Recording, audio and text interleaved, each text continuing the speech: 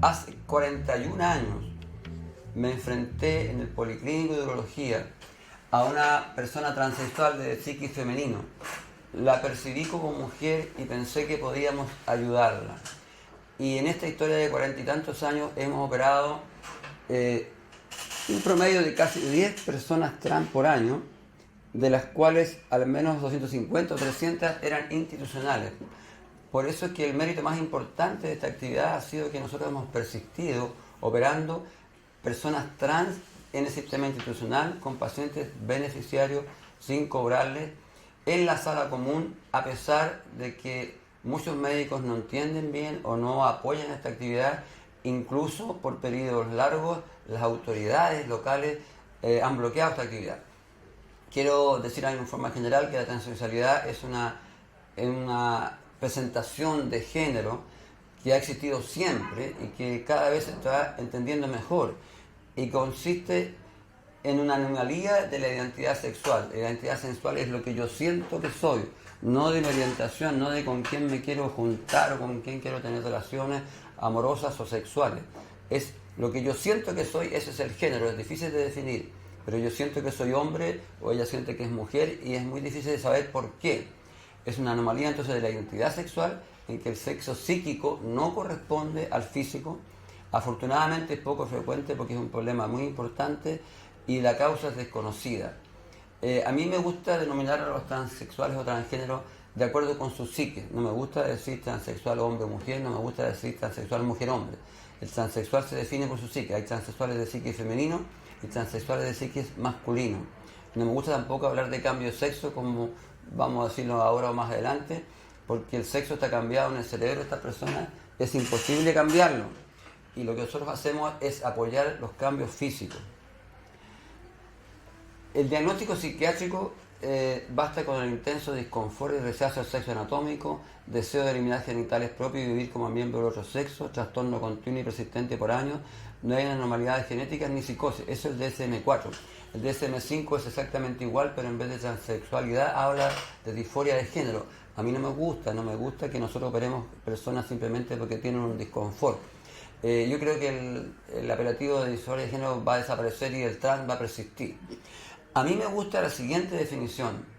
Transexual femenina es una persona transvestida de temprana edad que abandona todo vestigio de conducta del rol de género masculino, rechaza sus genitales y exitosamente vive y trabaja como mujer.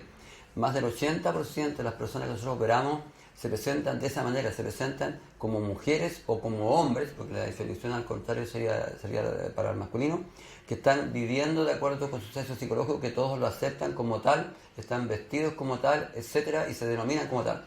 De tal manera que hacer una genitoplastia en esta persona es más bien un imperativo ético, ¿me entiendes?, o moral, y nosotros no estamos cambiando nada.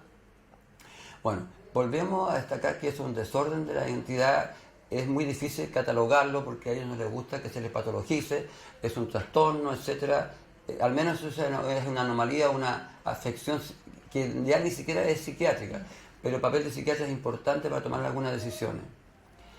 Dentro de la etiología, la que más me gusta a mí es la hormonal, y para eso yo siempre destaco lo que nos dijo el doctor Ramsey. Estuvo aquí, es un inglés, urólogo inglés, que es experto en tratar la ambigüedad sexual, los niños que no son fáciles de clasificarlos como machos o como hembras.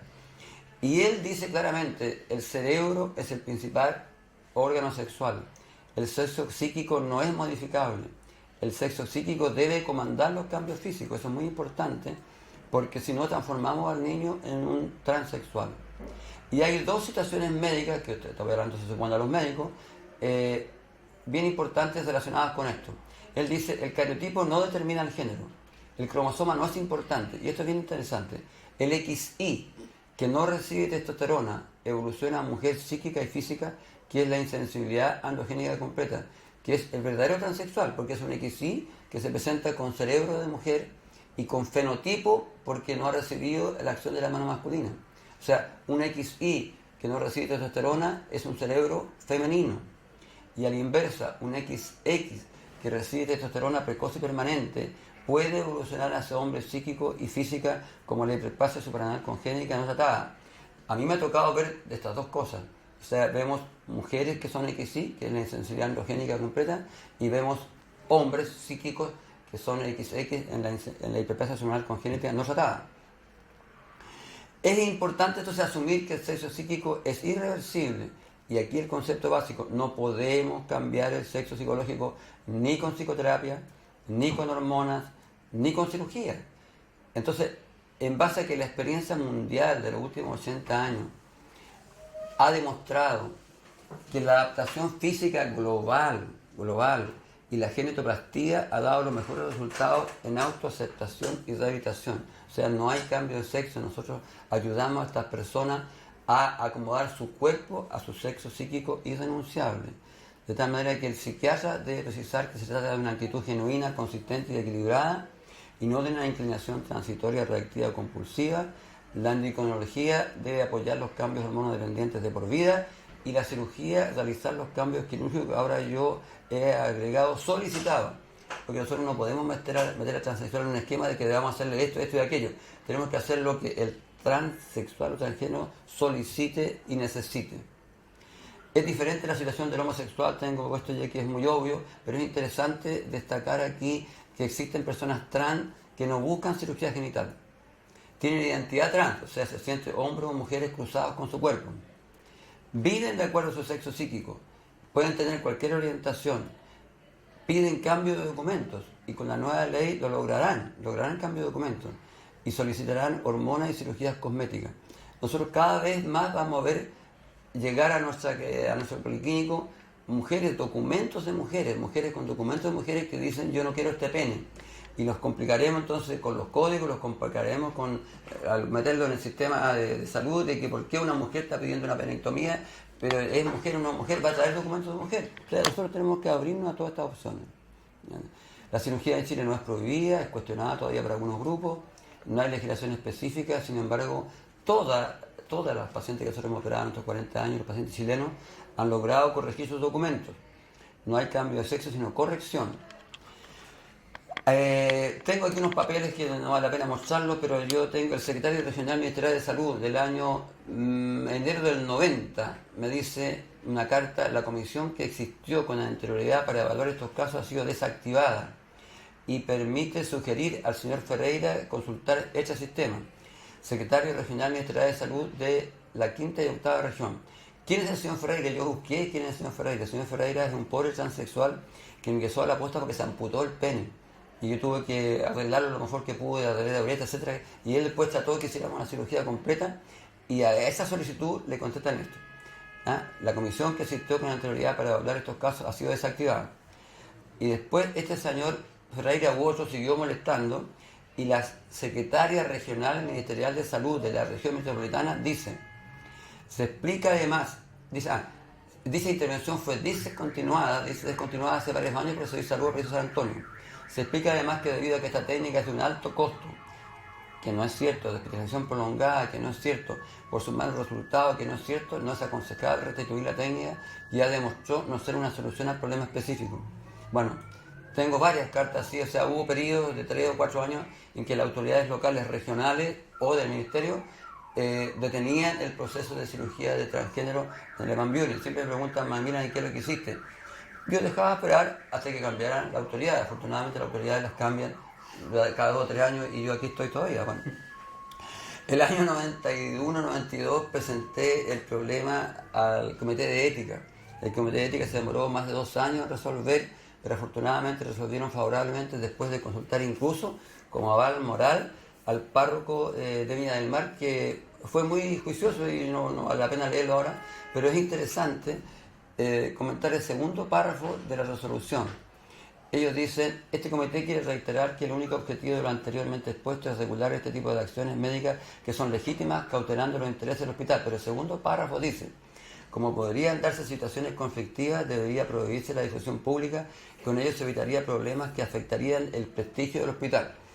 Entonces, a pesar de que ellos consideraron que era ético, dijeron: bueno, esto no es bonito, no es algo que el hospital lo enorgullezca, etc.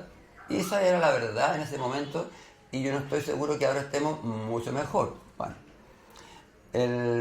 aquí tengo una lista que nosotros tratamos de operar alrededor de 10-12 pacientes por año, y tengo notado aquí que los últimos 4 años hemos estado sobre 12, 15, 16, 15. Tuvimos años muy malos, 2005, 2006, con provisiones específicas. Y en este momento tenemos una espera comprometida de 70 pacientes al menos. Y la capacidad resolutiva máxima nuestra, por las capacidades de disponibilidad de pabellón, son alrededor de 15 por año, encuentro yo. Tengo aquí una serie de testimonios. La doctora Melissa se va a quedar con un video que muestra la técnica. Hemos obtenido entonces resultados muy satisfactorios, anatómicos y funcionales, con una técnica que ha ido madurando y diseñada por nosotros, que está aparentemente a nivel mundial. Y también hemos enfrentado el problema de la masculinizante y hemos logrado desarrollar una técnica que se llama dermatoidoplastia, que tiene algunas, digamos, técnicas basadas en algunas técnicas que son clásicas, pero siempre hay algunos aspectos personales, y en 2 tiempos quirúrgicos logramos que estos pacientes tengan un pequeño falo que orina por el extremo, que tiene erección y que tiene orgasmo, y nosotros a todos los pacientes les presentamos el video y aquello que vamos a obtener, y muchos de ellos están contentos con eso. Ya que la faloplastía clásica, o sea, obtener un cilindro cutáneo de tamaño normal y que tenga erecciones con prótesis y que tenga sensibilidad, fuera de que son muy difíciles de obtener, requieren cirugías de múltiples equipos quirúrgicos, cirugías de 12, 14 horas y varios tiempos, por lo menos de acuerdo con las capacidades resolutivas que nosotros tenemos. Por el momento no estamos interesados en eso. Entonces hemos resuelto la genitoplastia feminizante con una técnica muy satisfactoria, en una cirugía de 4 o 5 horas y un postoperatorio de 1 semana, y hemos resuelto la genitoplastia masculinizante con una metaidoplastia bastante satisfactoria para los pacientes que la asumen como favorable, en 2 tiempos quirúrgicos de cirugía de más o menos 3 horas. No sé qué otra cosa tengo aquí. El comentario final me gusta. También hacemos vaginas con intestino en las pacientes que ha habido fallidas. Tenemos muchas cartas y tarjetas de pacientes que reconocen. Esta es interesante. Dice, esta es una niña que dice, una carta que dice: usted es poseedor de las llaves del infierno. La gente aún no entiende que hay tanto tipo de cánceres, y el peor es el cáncer espiritual, el cáncer de no querer vivir. La contradicción mente-cuerpo es la peor de las enfermedades, aunque no nos enferme físicamente, nos lleva día a día a la autodestrucción. Gracias por curarme, gracias por hacerme sentir tan segura, dice su hija Marina, que lo ama. En la historia de estos pacientes siempre, en casi 100%, está la ideación suicida, y muchos de ellos han intentado de verdad. Yo siempre termino esta charla con una frase, vale la pena decir, bueno, la circular 21 se sabe, ¿no? Recién en el 2012 salió la circular número 21, que reconoce la existencia de los transexuales, reconoce que se deben tratar como de acuerdo con el nombre social, y se supone, insinúa de que el hospital, el servicio de salud debiera resolver sus problemáticas. Existe una guía clínica también de 2012, la ley de no discriminación, expresamente cita que no se debe discriminar por género. En el gobierno de Piñera anterior, yo logré que el doctor Luis Castillo Fuenzalía, su secretario de redes, auspiciara un curso que hicimos, es importante también decirlo, claro. Como a mí no me quedan muchos años aquí en el hospital, decidí que sí, estoy empeñado en que esta tarea no termine, no desaparezca, de tal manera que ya en 2013 hicimos un curso de capacitación y hemos capacitado colegas del norte para el sur, el doctor Soler en Serena, el doctor Iriar en Santiago, la doctora Melissa Cifuentes aquí en Ebambiure, el doctor Baeza en Higueras, el doctor Llorano en Osorno. Todas estas personas están operando plastillas feminizantes y algunos masculinizantes, y están resolviendo estos problemas de acuerdo con sus posibilidades resolutivas. Con este gobierno, de verdad, con el gobierno anterior, perdón, de la doctora Bachelet, asistimos junto con el doctor Baeza a muchas reuniones del ministerio, y lo único que proponía el ministerio era un comité, una comisión para desarrollar un proyecto que tuviera código, financiamiento y que resolviera todos estos problemas, y en los 4 años nunca se hizo nada, y yo insistentemente solicité que hubiera un respaldo a lo que se estaba haciendo, y en realidad, increíblemente, en enero del 18 logramos al menos estas frases. Los requerimientos médicos de las personas trans deben ser asumidos por las especialidades correspondientes de acuerdo a sus posibilidades resolutivas. Respaldamos a los equipos que han iniciado actividades de atención tanto médica como quirúrgica para dar respuesta a las necesidades de salud de las personas trans de acuerdo con los principios de respeto y no discriminación. Esto de 24 de enero del 18 está firmado por Jaime Burrows Oyarzún, subsecretario de Salud, y Gisela Alarcón Rojas, subsecretaria de Redes. O sea, logramos que al final del gobierno anterior, si bien no hay un proyecto, se respaldara lo que se está haciendo. Y en este momento creo que la misión de todos los que estamos en esto, la más aterrizada, es en realidad pedir que se respalde lo que están trabajando y que se potencie lo que se está haciendo. Algunas últimas frases para terminar. La transexualidad ha existido siempre. Nadie está obligado a llevar una existencia alienada y penosa para satisfacer gustos o posiciones ajenas, salvo que amenaza, causa perjuicios a terceros o a la colectividad. A mí siempre se me ha acusado que esto es inmoral, que esto no es ético, o que esto es contra natura. Tengo mi defensa para cada una de esas cosas. ¿Querés que las diga, no? Sí. ¿Sí?